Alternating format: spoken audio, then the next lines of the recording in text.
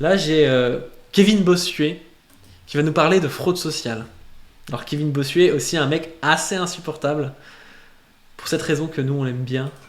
Faut-il durcir les conditions d'obtention des aides sociales?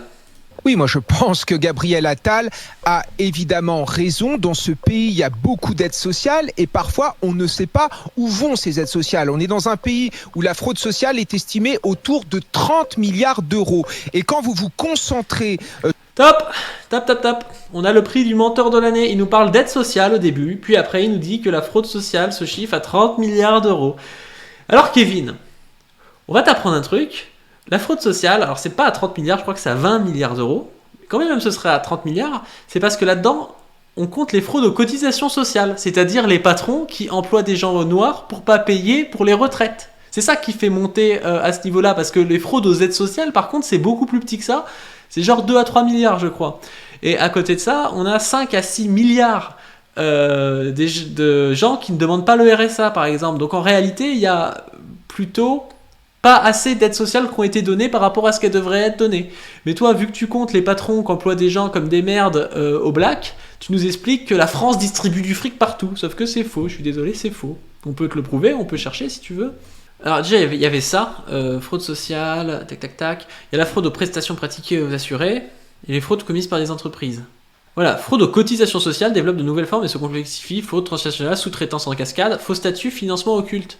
Alors c'est ça en fait, Monsieur Bossuet qui représente le plus grande part, c'est en fait des patrons qui enculent les travailleurs. C'est ça hein, le problème, c'est pas des gens qui fraudent à tout va les soins ou le RSA. En particulier celui d'auto-entrepreneur qui peut également servir à dissimuler l'emploi salarié. Oh bizarre, il y a une critique de l'ubérisation en fait, et lui il fait passer l'ubérisation pour des gens qui se mettraient trop bien avec les aides sociales. 31% des contrôles des autres entrepreneurs ont donné lieu à redressement. Ouais, en fait, c'est des entreprises qui disent ah bah non, on t'emploie pas comme salarié alors qu'elles font faire une tâche exactement comme un salarié, mais elles te demandent d'être auto-entrepreneur pour que ce soit toi qui payes tes charges sociales et que tu sois perdant, quoi. L'utilisation frauduleuse de travailleurs détachés, le redressement de la fraude liée au travail illégal est très limité. 1,5% des sommes détournées donnent lieu à redressement, 0,2% montant de la fraude est effectivement récupéré. Ah ouais, donc en fait, ça veut dire que les patrons, ils piquent 99,8% sur cette fraude et ils le gardent. Mais bizarrement, Kevin Bossuet, il préfère mettre le doigt sur les aides sociales. Fraude aux prestations sociales, et là c'est le truc dont tu te parles, donc la CAF par exemple. Alors la CAF par contre contrôle plus d'un locataire sur deux tous les ans, donc c'est marrant parce que les fraudes aux aides sociales ont l'air d'être beaucoup plus mises en avant. D'ailleurs, on nous dit que Sarkozy, en 2007, avait fait une lettre. Elle indique que si l'enjeu financier de la fraude au prélèvement est bien plus significatif, en revanche, le chantier de la lutte contre la fraude aux prestations sociales, dont l'enjeu financier n'est même pas connu avec précision, est celui pour lequel les efforts les plus importants sont à mener. Donc on mettait quand même l'accent sur essayer d'emmerder les gars qui fraudent le RSA plutôt que d'emmerder les gens qui fraudaient les cotisations sociales, les patrons et les entreprises. C'est bizarre, hein, c'est bizarre que ce pouvoir de classe aille plutôt dans le sens de sa classe. C'est étonnant. Hein. Donc ils ont développé plein de points pour essayer de récupérer. Et encore une fois, moi je suis pas contre qu'on récupère les aides sociales si des gens se gaffent sur des aides sociales, mais ça reste des RSA, des trucs comme ça qui sont pas énormes. Et on se rend compte en fait qu'il y a moins de personnes qui ne touchent pas leur RSA que des RSA détournés. Donc de toute façon, c'est pas non plus flamboyant. Et j'avais une deuxième source que j'avais trouvée qui était bien.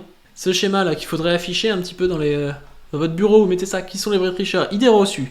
Si la France va mal, c'est à cause de toutes les personnes qui fraudent le RSA. Et pourtant, fraude au RSA, 800 millions d'euros, alors que les fraudes aux impôts sur la société sont estimées à 27 milliards. Oh comme par hasard, oh comme c'est bizarre ça. Ah vraiment, je m'y attendais pas. Hein. Le non-recours au RSA par méconnaissance du dispositif représente un gain de 5,7 milliards d'euros par an pour l'État.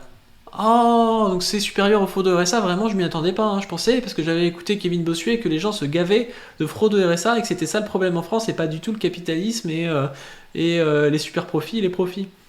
Le trou de la sécurité sociale, dû aux arrêts maladie injustifiés, est-il un problème ou une idée reçue ? Alors on nous explique qu'en fait les fraudes aux arrêts maladie c'est 149 millions d'euros, alors que les fraudes aux cotisations sociales salariées non déclarées, donc le travail au black, c'est 14 milliards d'euros. Pour rappel, le trou de la sécurité sociale s'élevait en 2013 à 12,5 milliards d'euros, donc si on arrêtait d'employer les gens au black, on pourrait résoudre le trou de la sécu. C'est étonnant, hein ? Idée reçue numéro 3, les personnes percevant des prestations sociales sont celles qui fraudent le plus, et pourtant, fraude aux prestations familiales, 119 millions d'euros, donc la CAF quoi, Alors que la fraude à l'impôt sur le revenu est estimée à 17 milliards, la France ne distribue pas plus d'aides que ses voisins européens, elle se situe dans la moyenne européenne.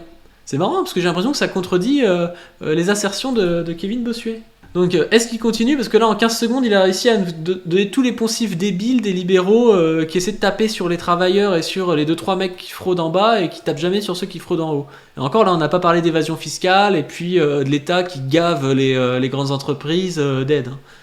Sur la fraude sociale vis-à-vis des gens qui perçoivent des allocations sociales françaises à l'étranger, on est entre 6 et 8,4 milliards d'euros. Donc ça fait quand même beaucoup d'argent. En outre, on est dans un pays où il y a plus de 3 000 milliards de dettes, où il y a de plus en plus de Français qui n'arrivent pas à finir les fins de mois. Donc à partir du moment où vous donnez des aides sociales, il faut que ces aides sociales soient un minimum justifiées dans une... Donc ouais, vous voyez tout le discours. Donc déjà il dit il faut que ces aides sociales soient justifiées. Alors moi je pense qu'il y a peu de gens qui fraudent les aides sociales parce qu'ils sont pas dans le besoin et qu'ils vont pas les utiliser pour bouffer, pour payer des factures. Moi je pense pas qu'ils s'achètent des Picasso avec leurs aides sociales, les gens. Voilà, vous pensez ce que vous voulez. Et puis après il essaie d'opposer un peu les étrangeries qui frauderaient 8 milliards. Je sais pas d'où il sort ces chiffres. On a vu que c'était peut-être plus compliqué que ça dans les chiffres que nous sortait Wikipédia et puis le site aidesociales.com ou je sais pas quoi. Et puis par contre il parle jamais des fraudes aux cotisations sociales qui sont bien plus hautes que même les chiffres qu'il prend. Lui il prend 6 à 8 milliards, on a vu que les fraudes aux cotisations sociales en réalité c'était 17 milliards je crois.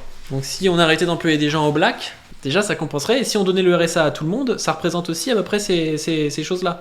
Donc en fait si on arrêtait d'avoir des gens qui prennent le RSA pour rien mais qu'on le donnait à tout le monde, on serait pas forcément gagnant dans tous les cas, on aurait à peu près les mêmes choses, mais ce serait sûrement mieux. Une société civilisée, quand on a des droits, on doit aussi avoir des devoirs. Il est évident que tous ces gens qui crachent sur la France, tous ces gens qui ne respectent... Quel rapport avec ces gens qui crachent sur la France, enfin... Mais quel rapport entre les aides sociales et les gens qui crachent sur la France? Vous avez vu une espèce d'idéologie qui se forme pour nous dire qu'en fait c'est les islamistes, hein, ou les décoloniaux, ou les déboulonneurs de statues, ou les écologistes endurcis, je sais pas quoi, enfin c'est ridicule. Respectent pas les lois françaises et qui pourtant touchent à travers les aides sociales le fruit du travail des Français, c'est quelque chose qui n'est pas possible. Donc un peu de rigueur pour plus de cohésion sociale. Le fruit du travail des Français parce que lui travaille peut-être. Ah non mais ces types-là, ils sont juste débiles en plus, ils sont vraiment débiles quoi. On est le pays des Lumières, on est le pays de Descartes, on est le pays de Blaise Pascal, les mecs t'as 80 de QI et tu viens nous emmerder à faire comme si t'étais un gros cerveau, donc ferme-la, bonne fois pour toutes là. On voit quand même une chose, c'est que derrière tout ça, il y a l'idéologie. Et j'aime bien le dire, et je vous l'ai déjà dit, vous l'avez peut-être déjà vu sur cette chaîne, mais l'idéologie, c'est pas forcément dire des choses fausses, mais c'est dire toujours les mêmes choses. Le gars, il va dire, il y a des fraudes aux cartes vitales. C'est peut-être vrai. Il va dire, il y a des fraudes au RSA. C'est sûrement vrai, c'est quasiment sûr qu'il y a des fraudes au RSA. Enfin, il y a des fraudes un peu partout. Mais il montre que certaines fraudes, et il vous dit, au final, les gens qui vous volent, c'est les gens qui sont plus pauvres que vous et qui essaient de frauder le RSA. Alors qu'on voit que, d'après les chiffres, c'est faux. D'après les chiffres, les gens qui volent le plus, c'est les capitalistes. C'est les gens qui font bosser au noir. C'est les gens qui font de l'évasion fiscale. Mais lui, il préfère vous dire qu'une partie des choses. Et c'est ça, l'idéologie. L'idéologie, c'est toujours montrer la même chose. Et c'est pareil, il y a une violence du gouvernement. Et Sarah Salman, elle va vous dire non, mais il y a une violence quand même à interdire les jets privés. Et puis l'autre meuf, avant, là, elle va vous dire il y a une violence à couper l'électricité à Gérard Larcher. C'est ça, l'idéologie.